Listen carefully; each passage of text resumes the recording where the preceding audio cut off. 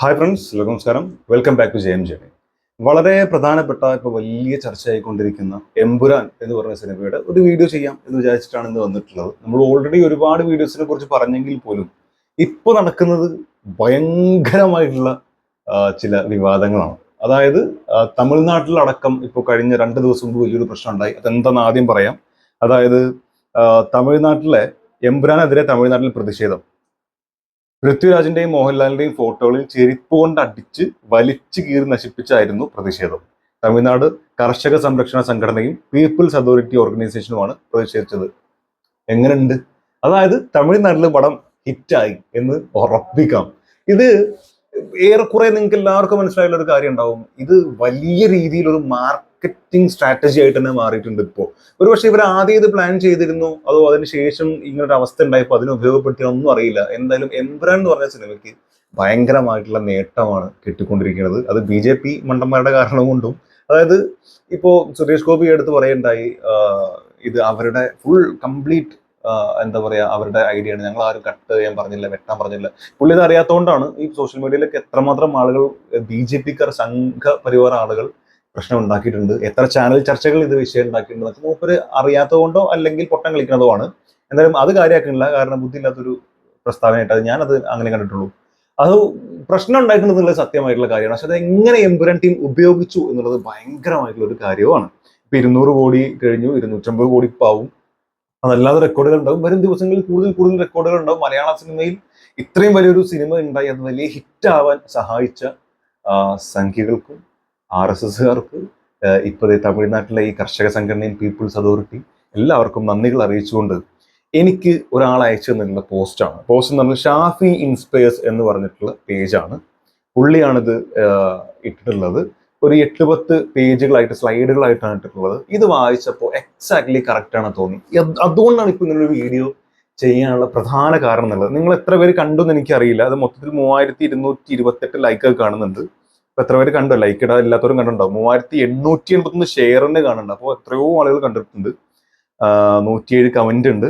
എന്തായാലും എന്താണെന്നുള്ളത് ജസ്റ്റ് ഒന്ന് വായിക്കാം. ഇത് കംപ്ലീറ്റ്ലി പുള്ളിക്കാരൻ ഇട്ടിട്ടുള്ള പോസ്റ്റിൽ നിന്നാണ്. കംപ്ലീറ്റ്ലി അത് തന്നെയാണ് ഇവിടെ വായിക്കുന്നത്. എല്ലാ ക്രെഡിറ്റും പുള്ളിക്കാരന് മാത്രം. ഇത് വായിച്ചു കഴിഞ്ഞാൽ നിങ്ങൾക്ക് എത്ര പേർക്ക് സത്യമായിട്ട് തോന്നി എന്നുള്ളത് പറയാം. ഒന്നാമത്തെ ഫസ്റ്റ് സ്ലൈഡ്. എമ്പുരാൻ വിവാദമായപ്പോൾ പൃഥ്വിരാജിന്റെ ഇല്ലുമിനാറ്റി നയം പലരും ശ്രദ്ധിക്കാതെ പോയത് എന്നാണ് പറഞ്ഞിട്ടുള്ളത്. ഇനി എഴുതിയിട്ടുള്ള കാര്യങ്ങളിലേക്ക് പോകാം. Next slide. എമ്പുരാൻ സിനിമ വിവാദമായി എന്റെ മനസ്സിൽ തോന്നിയ ചില കാര്യങ്ങൾ ഇവിടെ പറയട്ടെ. പെട്ടെന്ന് വായിച്ചു പോകണേ. ആദ്യം ചില ചോദ്യങ്ങൾ നമ്മുടെ മുൻപിലുണ്ട്. എന്തുകൊണ്ടാണ് മുരളി ഗോപിയും പൃഥ്വിരാജും പ്രതികരിക്കാത്തത്, മാധ്യമങ്ങളെ കാണാത്തത്?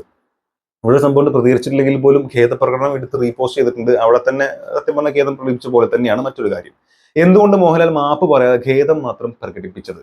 മാപ്പ് പറഞ്ഞതിനോട് ഓൾമോസ്റ്റ് തുല്യമാണ് ഖേദം പ്രകടിപ്പിക്കലും എന്ന് എനിക്ക് തോന്നുന്നു. പക്ഷെ മാപ്പ് അല്ല, മാപ്പ് വേറെ തന്നെയാണ്. എന്തുകൊണ്ട് എതിരാളികൾ ആവശ്യപ്പെടാതെ തന്നെ സിനിമയിൽ 24 വെട്ടുകൾ നടത്താൻ തീരുമാനിച്ചു? എന്താ, അവർക്ക് നിലപാടില്ലേ? Next slide. ഇനി നമുക്ക് സിനിമയിൽ കാണിക്കുന്ന ഇതുപോലെയുള്ളൊരു സാഹചര്യത്തിൽ അനീതിക്കെതിരെ ശബ്ദമുയർത്തിയപ്പോൾ ഉണ്ടായ ശത്രുപക്ഷത്തിന്റെ ഭയപ്പെടുത്തലിനെ എന്ന് ബ്രാക്കറ്റിലിട്ടുണ്ട്. എങ്ങനെ നേരിട്ടു എന്ന് നോക്കാം. എമ്പുരാൻ സിനിമയിൽ പറയുന്ന പോലെ എല്ലാം സംഭവിച്ചു കഴിഞ്ഞു എന്നാണ് എനിക്ക് തോന്നിയത്. സിനിമയിൽ മഞ്ജു വാര്യർ ചെയ്ത കഥാപാത്രത്തെ ഭയപ്പെടുത്തുന്ന സീനുണ്ട്. അനീതിക്കെതിരെ സംസാരിച്ചതിന് അവരെ കൂടുതൽ ഭയപ്പെടുത്താൻ അറസ്റ്റ് ചെയ്യാൻ വരുന്നുണ്ട്. ആ വരവിൽ എന്നെ വിലങ്ങണിയിക്കണം എന്ന് അങ്ങോട്ട് പറഞ്ഞ് വിലങ്ങ് വെപ്പിക്കുന്നു. അതുമൂലം ജനങ്ങൾ അവർക്ക് കൂടുതൽ പിന്തുണ നൽകുകയാണ് ചെയ്തത്. കറക്റ്റാണ്. അത് തന്നെയാണ് ഇവിടെ സിനിമയ്ക്കും സംഭവിച്ചത്. ശത്രുക്കൾ സമ്മർദ്ദം ചെലുത്തുന്നു, അവർ വെട്ടാൻ പറഞ്ഞില്ല എന്ന് പറയുന്നു, പക്ഷേ ഞങ്ങൾ വെട്ടുന്നു എന്ന് പറയുന്നു. ഇപ്പോ ആര് പ്രതിയായി, ആരിരയായി മാറി? Well done. എമ്പുരാൻ റിലീസിന് ശേഷം ഇവിടെ നടന്നതൊക്കെ തിരക്കഥാകൃത്തും സംവിധായകനും മുൻകൂട്ടി കണ്ടതാണ്. സിനിമയിലൂടെ പറയാൻ ആഗ്രഹിച്ച വിഷയം ജനങ്ങളും മുഖ്യധാര മാധ്യമങ്ങളും ഏറ്റെടുത്തു ചർച്ച ചെയ്തു. സിനിമ റെക്കോർഡ് കളക്ഷനും നേടി. ഇത് തന്നെയല്ലേ അവർക്ക് വേണ്ടത്? സിനിമയിൽ കാണിച്ച ഫാസിസം ഇപ്പോൾ യഥാർത്ഥത്തിൽ നടത്തി കാണിച്ചു തന്നില്ലേ? ഏറ്റവും മോനെ കിടിലൻ. അവർ ഖേദം പ്രകടിപ്പിച്ചു എന്നതുകൊണ്ട് ഉദ്ദേശിക്കുന്നത് അവർ കീഴടങ്ങി എന്നല്ല, മറിച്ച് അവർ ഫാസിസ്റ്റുകളുടെ മുഖം തുറന്നുകാട്ടി, മാധ്യമങ്ങളിലൂടെ തുറന്നുകാട്ടി. ഒരു ചർച്ചയിൽ പോലും പങ്കാളികളാകാതെ. അതാണ് അവർ യഥാർത്ഥ ഇല്ലുമിനാറ്റി മയം. ഇല്ലുമിനാറ്റി എന്ന് പറയുന്നില്ലെങ്കിലും ആ കാഴ്ചപ്പാട് ഭയങ്കര. ഇതൊക്കെ നമുക്ക് അറിയാം, പക്ഷെ എക്സാക്ട്ലി ഇതാണെന്നുള്ളത് നമുക്ക് മനസ്സിലായിട്ടില്ല. എന്ന് വെച്ചാൽ ഇതൊക്കെ ശരിയാണല്ലോ, ഇവരുടെ ഐഡിയ ആണല്ലോ, ഇവരുടെ ബുദ്ധിയാണെന്നൊക്കെ പറയുമ്പോൾ ഇതിങ്ങനെ അടിവരായിട്ട് ഓരോന്ന് പറയാണ്. അതുകൊണ്ട് ഞാനത് വായിക്കുന്നത്. അപ്പോൾ ഇത് നമുക്ക് തന്നെ ഒരു ക്ലാരിറ്റി വരുന്നുണ്ട്. അവരിവിടെ എന്ത് ചർച്ച ചെയ്യപ്പെടണം, ജനങ്ങളുടെ മനസ്സിൽ എന്ത് തീരുമാനം ഉണ്ടാവണം എന്നവർ തീരുമാനിച്ചു. അത് നടന്നു. മേജർ രവി അവർ ഇട്ട ചൂണ്ടയിൽ കൊത്തി. അതോടെ ഖേദം പ്രകടിപ്പിച്ചില്ലെങ്കിൽ മേജർ രവിക്കും ടീമിനും നാണക്കേടാകും. അങ്ങനെ അവർ ഖേദം പ്രകടിപ്പിച്ചു. മാപ്പ് പറഞ്ഞിട്ടില്ല എന്ന് പ്രത്യേകം ഓർക്കണം. ഓക്കെ, ഏറെക്കുറെ. സിനിമയുടെ പ്രമേയം മാറ്റാതെ 24 വെട്ട് വെട്ടി 2 മിനിറ്റ് മാത്രം കുറച്ച് കാണിച്ച് എതിരാളികൾക്ക് നേരെ ജനങ്ങളിൽ കൂടുതൽ അകൽച്ച സൃഷ്ടിക്കാൻ കാരണമാകുന്നു. ശരിയാണ്, ഇത്രയും കട്ട് എന്ന് പറയുമ്പോഴും പ്രധാനപ്പെട്ട കുറച്ച് ഭാഗങ്ങൾ പോയിട്ടുണ്ട്, ശരി. പക്ഷെ മൊത്തം 20 മിനിറ്റ് അരമണിക്കൂറൊക്കെ കട്ട് ചെയ്യണമെന്ന് പറഞ്ഞിട്ടാണ് 2 മിനിറ്റും ചില്ലറ കട്ട് ചെയ്തിട്ടുള്ളത്. ഓക്കെ, എത്രയുടെ കറക്റ്റ് ടൈം ഇവിടെ കൊടുത്തിട്ടുണ്ടോ? നേരെ ഓക്കെ. എമ്പുരാൻ ടീം ഇല്ലുമിനാറ്റി ആയി മാറുന്നത് ഇങ്ങനെയാണ്. അടക്കട്ടെ. മാപ്പ് പറയാതെ ബുദ്ധിപരമായിട്ട് ഖേദമൊക്കെ പ്രകടിപ്പിച്ച് സമാധാനപ്രിയരായിട്ട് എതിർക്കുന്നവരെ അവരുടെ ശത്രുവല്ല ഞങ്ങൾ എന്ന് കാണിച്ച് എന്നാൽ എതിരാളികൾക്ക് നല്ല പ്രഹരമേൽപ്പിക്കുകയും ചെയ്യണം. സത്യം പറഞ്ഞാൽ അതിങ്ങനോട് സംഭവിച്ചിട്ടുള്ളത്. ഇത് ഇവര് പറഞ്ഞപ്പോ ഓക്കെ ഞങ്ങൾ പറഞ്ഞു ഒരു വെട്ടി എന്നുള്ള രീതിയിൽ ആവുകയും ചെയ്തു. എന്നാൽ വലിയ ശത്രുത, അവരുടെ ദേഷ്യം ഉണ്ടെങ്കിൽ പോലും ശത്രുക്കളായി ഇവരാരും കാണുന്നില്ല. പക്ഷെ എന്താണോ ചെയ്യേണ്ടത് കൃത്യമായിട്ട് അവർ ചെയ്തിട്ടുണ്ട്. നല്ല പണി കൊടുത്തിട്ടുണ്ട്. പ്രഹരം ശരിക്കും ഏൽപ്പിച്ചിട്ടുണ്ട്. എമ്പുരാനിൽ തന്നെ എഴുതി കാണിക്കുന്നുണ്ട്, ചെകുത്താൻ അതായത് ഫാസിസ്റ്റുകളുടെ ശത്രു കളിച്ച തന്ത്രം അവൻ നിലനിൽക്കുന്നില്ല എന്നതാണ്. അതായത് ഞങ്ങൾ, അതായത് എമ്പുരാൻ ടീം നിങ്ങളുടെ ശത്രുവായി നിലനിൽക്കുന്നില്ല എന്ന മികച്ച തന്ത്രം ഖേദം പ്രകടിപ്പിക്കുന്ന പോലെ പഴറ്റി. വിഡ്ഢികൾ വിശ്വസിച്ചു, അവർ ആഗ്രഹിച്ചത് നടന്നു. ആ സിനിമയാണ് അവരുടെ നിലപാട്. ആ സിനിമയിൽ കാണിക്കുന്ന പോലെ പ്രാദേശികമായി എല്ലാവർക്കും സ്വീകാര്യനായ നല്ലവനായ സ്റ്റീഫൻ. എന്നാൽ സ്റ്റീഫൻ നമ്മൾ വിചാരിച്ച ആളല്ല സാർ എന്നതുപോലെ പൃഥ്വിരാജും മുരളിയും നിങ്ങൾ വിചാരിച്ച ആൾക്കാരല്ല. മുരളി ഗോപി നിങ്ങൾ വിചാരിച്ച ആളെ അല്ല. ആള് പൊളിയാണ്. അവരുടെ മൗനം ഭയമല്ല, മറിച്ച് തന്ത്രമാണ്. അവർ പറഞ്ഞ് പ്ലാൻ ചെയ്ത ചർച്ച പ്രകാരമാണ് മോഹൻലാൽ മാപ്പ് പറയാതെ ഖേദം പ്രകടിപ്പിച്ചതും. അവർ പരാജയപ്പെട്ടു എന്ന് ജനങ്ങളെ വിശ്വസിപ്പിക്കും. അവിടെ അവർ വിജയിക്കുന്നു. ഞങ്ങൾ നിങ്ങളുടെ ശത്രുക്കളായി നിലനിൽക്കുന്നില്ല എന്ന് എതിരാളികളെ വിശ്വസിപ്പിച്ച് അടുത്ത എതിരാളിയെ തോൽപ്പിക്കാനുള്ള ലൂസിഫറിന്റെ 3-ാം ഭാഗം സിനിമ പിടിക്കാൻ മുന്നോട്ട് പോകുന്നു. അതായത് 3-ാം ഭാഗം എന്തായാലും നടക്കുന്നവർ ഓൾറെഡി പറഞ്ഞു കഴിഞ്ഞു അല്ലെ? ആന്റണി പെരുമാറൊക്കെ പറഞ്ഞു കഴിഞ്ഞു. ആൻഡ് അസ്രായേലായിരിക്കും സിനിമയുടെ പേരെന്നുള്ളത് പറഞ്ഞു കഴിഞ്ഞു. നമ്മുടെ ദീപക് ദേവ് അത് ഓപ്പണായിട്ട് തന്നെ പറഞ്ഞു കഴിഞ്ഞു. ഇത് എന്റെ ചിന്തകൾ മാത്രമാണ്. എനിക്കിങ്ങനെ വിശ്വസിക്കാനാണ് ഇഷ്ടം.